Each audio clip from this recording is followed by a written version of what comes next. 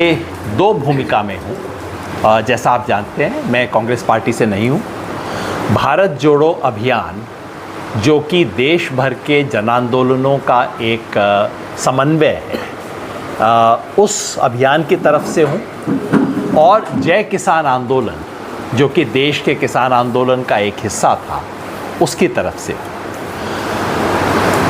दोनों की तरफ से हम यहाँ पे एक अपील करने आए हैं, सिर्फ सोहना के लिए नहीं, पूरे हरियाणा के लिए, सिर्फ हरियाणा के लिए नहीं, पूरे देश भर के लिए। जैसा आप जानते हैं, देश के ऐतिहासिक किसान आंदोलन के बाद भारत सरकार ने किसान आंदोलन से कुछ लिखित सहमति की थी, वायदे किए थे कि वो क्या क्या चीज़ें करेंगे किसान आंदोलन के बाद। आपसे ये बात छुपी नहीं है कि भारत सरकार ने उन 9 वायदों में से एक पर भी अमल करने से इनकार कर दिया, जिसके कारण संयुक्त किसान मोर्चा, जो कि देश के किसानों का सबसे बड़ा समन्वय है, उसने एक राय से फैसला किया है कि देश भर के किसान आंदोलन जाके बीजेपी को सजा देने का संदेश देंगे देश भर के किसानों के साथ, क्योंकि किसानों के साथ धोखा हुआ है। किसान आंदोलन के बाद जो कुछ वायदे किए थे वो पूरे नहीं किए गए हैं। और अगर हरियाणा की बात करें तो हरियाणा में, इस इलाके में तो धान ज़्यादा होता नहीं है, लेकिन जो धान का इलाका है वहाँ आज MSP 2320 रुपया है, लेकिन 1800-1900 रुपये में बिक रहा है।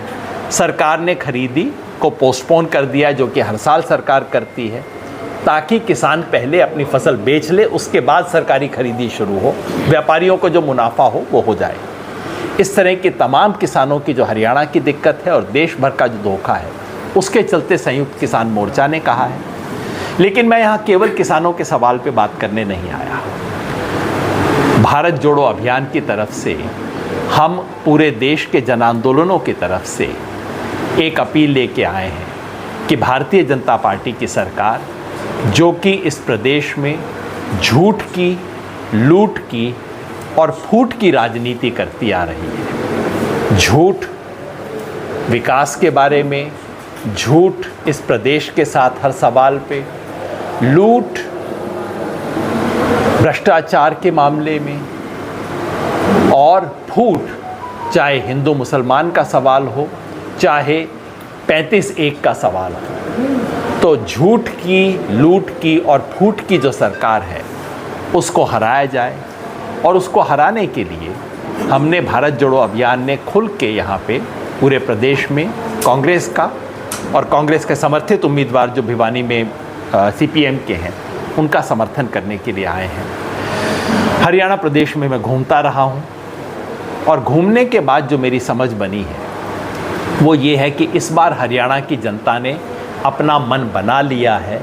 चुनाव शुरू होने से पहले ही जनता फैसला करके बैठी हुई है। पार्टियां तो बाद में आईं, लेकिन 3 पार्टियों ने बीजेपी को पहले ही चित्त करके रखा है। वो है जवान, किसान और पहलवान। इन तीनों ने इस सरकार को चुनाव होने से पहले ही चित्त करके रखा है। जनता ने मन बना रखा है, बदलाव इस प्रदेश में हो रहा है।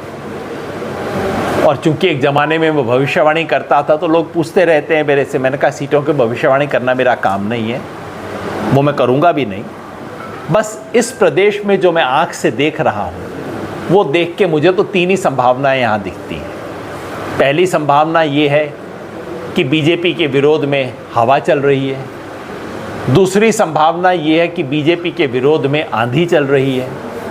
और तीसरी संभावना ये है कि बीजेपी के विरोध में सुनामी चल रही है। अब इन तीनों में से क्या होगा मैं नहीं जानता, हवा चलेगी, आंधी चलेगी कि सुनामी चलेगी। लेकिन एक बात तय है कि हरियाणा में परिवर्तन का मन बन चुका है। और आपके माध्यम से मैं यहाँ सोहना विधानसभा क्षेत्र की जनता को अपील करना चाहूँगा कि भारतीय जनता पार्टी को हराएं, और भारतीय जनता पार्टी को हराने के लिए कांग्रेस का जो नुमाइंदा है उसका समर्थन करें, ताकि इस प्रदेश में एक बदलाव आ सके। आपने इंतज़ार किया और मेरी बात को सुना, बहुत बहुत धन्यवाद। कोई भी प्रश्न हो आप जरूर पूछें। क्या राहुल, अभी तो 4 दिन बचे हैं प्रचार के। और जो मेरी जानकारी है कि कल से एक यात्रा तो शुरू, अब से यात्रा कहिए रोड शो कहिए वो तो कांग्रेस के नुमाइंदे बता सकेंगे, लेकिन कल अंबाला नारायणगढ़ से एक यात्रा शुरू हो रही है जो कि कल शाहबाद मारकंडा तक शायद आएगी। परसों परले दिन का क्या कार्यक्रम है मेरी जानकारी में नहीं है, लेकिन शायद